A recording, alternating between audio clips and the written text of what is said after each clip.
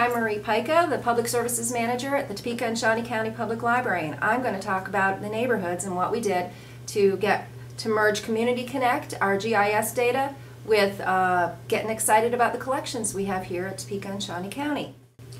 We started with a pilot, and we did this with the staff. We pulled a bunch of staff together to kind of brainstorm how would be the best way to connect materials to our customers, and how we could actually use the data that we were using with Community Connect and really kind of make sure that we were connecting our collections to what our customers actually really wanted.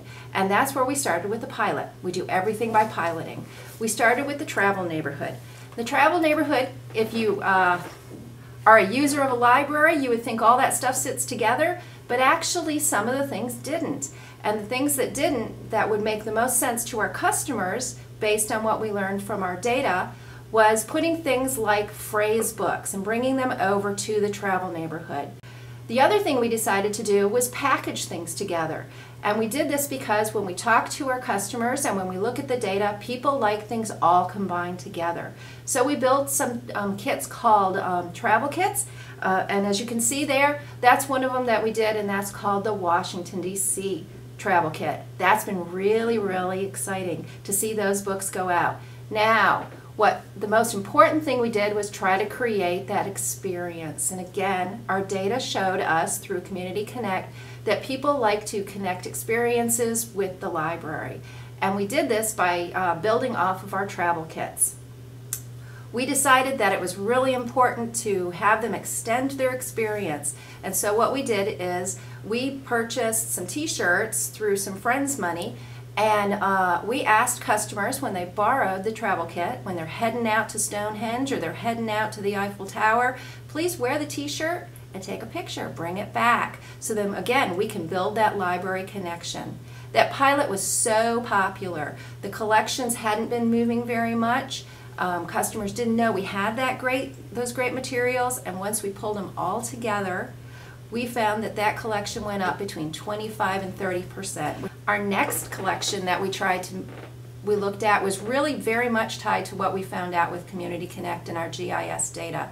The people of Topeka and Shawnee County are very interested in health and health-related information. So we built a health information neighborhood. We decided that with the health information neighborhood and looking at the data that we pulled through Community Connect, we needed to really kind of expand on that library experience. So my librarians, who were each assigned a collection and a neighborhood, decided to look at the data and really start creating a service plan.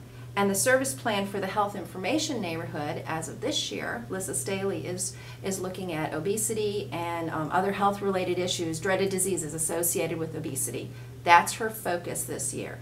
Every year, as the health information librarian, she's going to focus her service plan on something that really resonates with what our consumers and our customers in Topeka are interested in. And she's doing that, and she's making her decisions using the GIS data we got from Community Connect.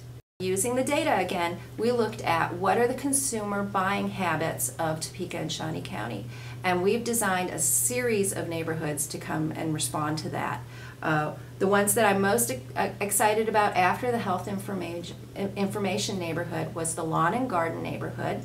That one has been hugely popular, as you might imagine, in some of our communities just outside of Topeka. They're doing a lot of gardening, they're doing a lot of preparing their yards for the spring, even though we didn't get much of a winter this year. And that collection is just going like crazy. The cooking neighborhood is another huge neighborhood that's really been popular. And out of that neighborhood, we're looking at creating some really unique experiences. We've taken some of the books, pulled out the recipes that you'd find in those books, and customers are coming in and borrowing the books, but also taking some really great recipes that Kathy Jennings, our cooking librarian, is putting together. And that's been hugely popular too. The other neighborhoods that I'm really proud of and really I think you'd find quite unique for a public library is the pets neighborhood. We have pet lovers in this community.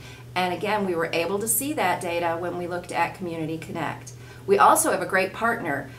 We are the headquarters for Hill's Science Diet, pet food. They're helping to support us through underwriting and funding to really grow that neighborhood. The final one that I guess most people would be really excited about, that I really want to talk about, is our wedding neighborhood.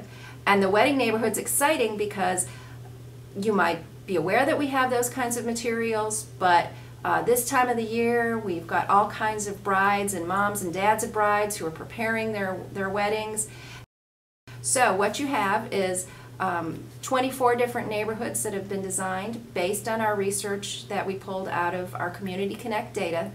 And we've got them sitting on exactly the same shelves, but with a little more flair, a little more marketing, and these great librarians who are so excited about upselling their collections and getting those materials moving and creating that wonderful library experience. So we start from a traditional collection that looks like this to a wonderful, vibrant library experience that looks like this.